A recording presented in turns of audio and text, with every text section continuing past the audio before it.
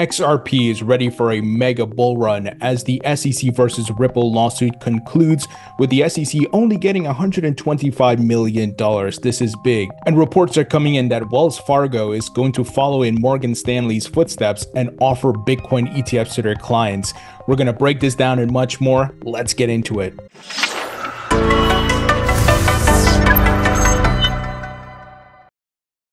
Welcome into the Thinking Crypto podcast. I'm your host, Tony Edward. On your way in, please hit that subscribe button as well as the thumbs up button and leave a comment below. If you're listening on a podcast platform such as Spotify or Apple, please leave a 5-star rating and review. Folks, the breaking news, and that is Judge Torres has issued her ruling on the SEC's motion for remedies.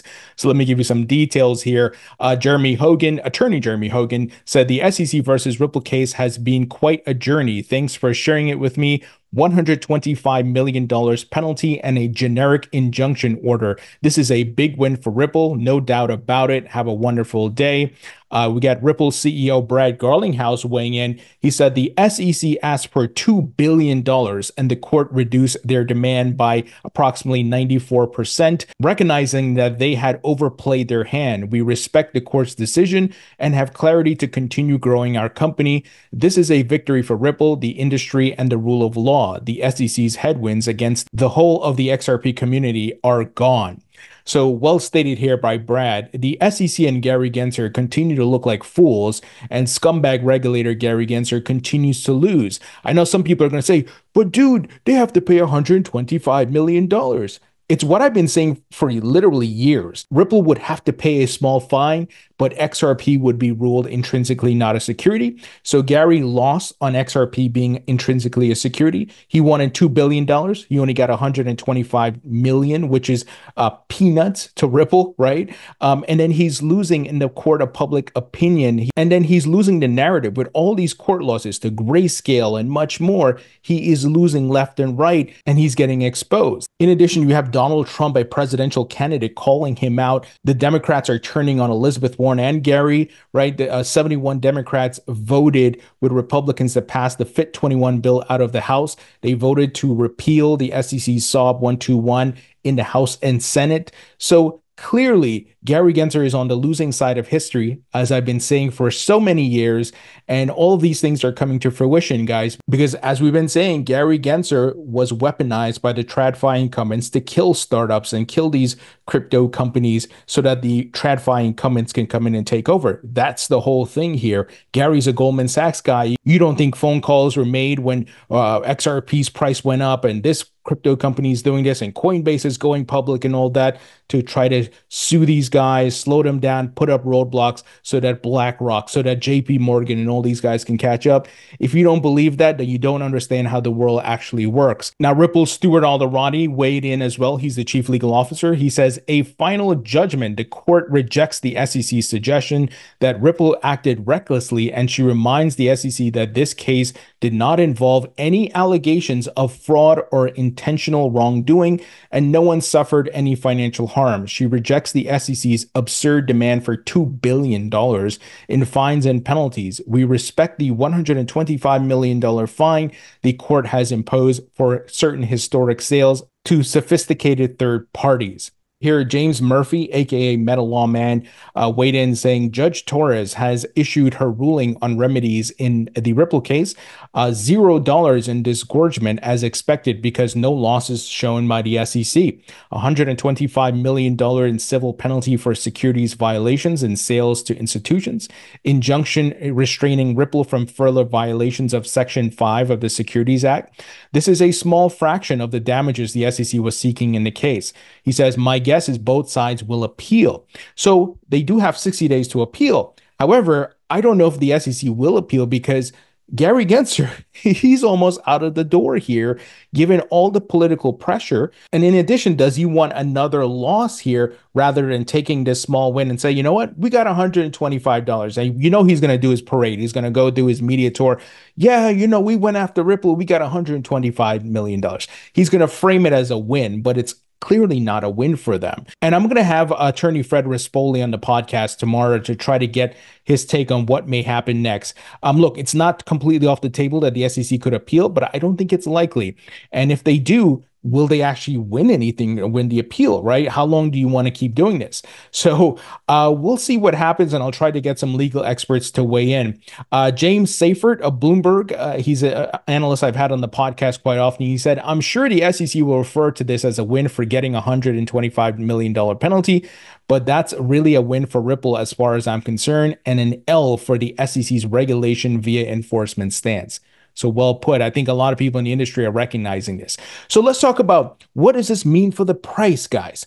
Well, I tweeted out a bunch of stuff today, and essentially this removes any dark cloud of uncertainty and litigation, which I was concerned about for XRP, because investors will be very hesitant, especially big money institutional investors, right? Because if they know something is tied up with litigation with the SEC, they're going to be like, look, risk averse. We don't want to touch anything. Not that they hate XRP, but just anything that's in a lawsuit, why would you want to invest in it, right?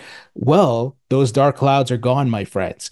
And I believe XRP has the clear pathway and runway here to take off and go to new all-time highs, possibly $4 to $8, as 360 Trader, who's a great analyst, is talking about here. And I'm going to have him on the podcast pretty soon to talk about this and his technical analysis on the $4 to $8 price targets for this cycle. Now, no one can call an exact price target. We don't have a crystal ball, but based on chart analysis, based on factors like having the clarity in the market and liquidity and much more. And XRP still, guys, in the top 10, even with a lawsuit all these years, being delisted from exchanges, it stayed in the top 10. Those are facts. I don't care if you hate XRP, you have to respect the facts. And that is, there's interest in this asset. And even Credible Crypto, who I've had on the podcast, highlighted this. He was actually replying to some people who are spreading FUD about XRP. It doesn't matter what your emotions are or how you feel, whether you love or hate it. He says XRP remains a top 10 crypto by market cap. It doesn't matter what you or I think about its usefulness. The market as a collective is telling you that they value it more than 99% of this space, and that's a fact. It will have its time in the spotlight again, whether you like it or not. And that's how you got to approach investing, folks. Not your feelings, not your emotions. Oh, I don't like this company. Well, that's your right to feel that way, but it doesn't mean the market has to respect it or go by your feelings. The market goes by different factors, and keyword on fact. So this is really great. Credible Crypto also said the stage is now set for an inevitable, in my opinion, mega run for XRP. So I agree with him. I think XRP is going to do well with this case now removed and concluded, regardless of if appeals are filed or not. The narrative that XRP is a security and that Gary Gensler may come back with a punch and he may do this, all that nonsense of like Bitcoin maxis and so forth, it's done. They've lost the narrative. And I think we're going to see liquidity start coming back into the market via Bitcoin, right? We always talk about the money comes in via Bitcoin, then it trickles down to Ethereum and then the altcoins. So XRP on the charts right now is moving a bit, but I don't care about this. It's at 63 cents. What I'm looking for, as 360 Trader said, $4 to $8. So I'm more bullish on the fact that it has the clear runway to do a massive move for this cycle. And, if you layer the Fibonacci model here based on last cycle's price, and we know last cycle got cut short because of the lawsuit, look, it could put us in that $4 to $5 range and possibly higher, right? Because it has finally the clear runway. And this also opens up the possibility that we may see an XRP spot ETF, because once this case is concluded, could the SEC be vindictive and try to block it? Sure. But we see that there's possibly going to be a regime change coming up, right? Gary Gensler may be kicked out even if Kamala Harris wins. We know he's definitely gone if Donald Trump wins, right? But the SEC's lost the narrative, folks. We've seen capitulation over the past few weeks, and we saw the Binance stablecoin case got dropped. The Stacks case got dropped. They dropped the investigation against Ethereum. They approved the Ethereum spot ETFs. So we are seeing some capitulation here, and this is a great day for not only XRP, but all altcoins, folks. In addition, I forgot to highlight this. There was some reports, and it's not 100% confirmed, that the SEC was removing certain altcoins from the Binance US case, like Solana, Cardano, and so forth. So, guys, I'm so bullish. I'm so bullish. I know the prices right now don't reflect that, but remember, market cycles, folks. Market cycles. Understand that pullbacks, corrections happen, and you will have a roller coaster ride up. So this is why you dollar cost average in, but you also dollar cost average out as you get into profit, folks. So don't forget to have a plan, my friends.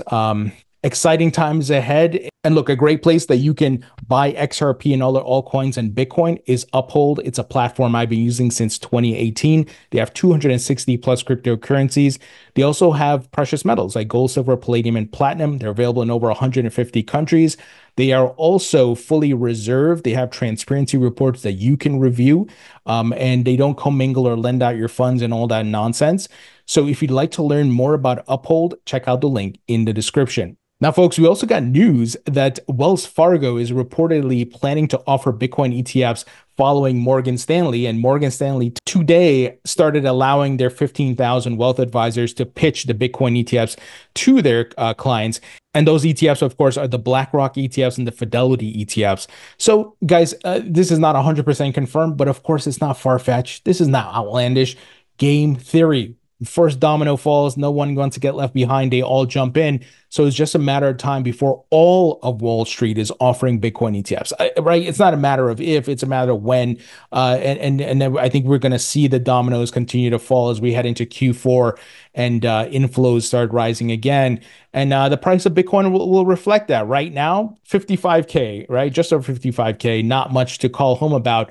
But market cycles, folks, we're going to see the liquidity come back in. Yes, could there be some more volatility in the coming weeks before we find some sort of bottom? Of course, but have the macro outlook, have the macro view so that you can reap the gains as this bull market continues. And yes, we are in a bull market. Go look at the charts and you'll see the story that's being told here. This is not a bear market. The bear market was 2022 when we were in a clear downtrend, right? Right now, we are in a clear uptrend, folks. So once again, have a plan. So when the price does start moving, you're not caught flat-footed and you know what your strategy is and what you're going to do. Now, here's some very big news around a new crypto fund or funds that is being started. So Meltem Demirors, who used to be at CoinShares, I've had her on the podcast over the years. She's launching two venture funds totaling $75 million. So, of course, this is going to be put towards crypto. So it's pretty incredible, all these funds that are being started to invest in crypto. And I think because everyone sees the potential. So this is being reported by Forbes. So this is pretty big, and it's going to be called Crucible Capital. Now, guys, we got some interesting news around crypto and politics. So Fair Shake, the super PAC, the crypto super PAC, they just announced that they will be spending $25 million on TV ad campaigns to support 18 House candidates from both parties. And these are pro-crypto candidates. So it's what we've been talking about. You go anti-crypto and you will be demolished and destroyed in the elections. You're not going to win. If you are aligned with Elizabeth Warren and the anti-crypto army, it's over for you. And the crypto industry has raised over $200 million. So, guys, let me share what the spokesperson, Josh Vlasto of Fairshake, had to say. We are seeing a broad bipartisan consensus behind crypto and blockchain as a critical component of the future economy.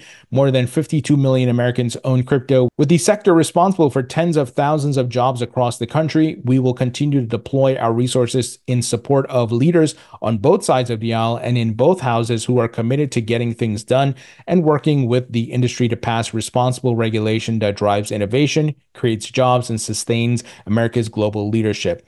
And here's a great example of this, guys. A crypto skeptic, her name is Cori Bush, and she's a St. Louis congresswoman, has lost her Democratic primary race to Wesley Bell, who's also a Democrat.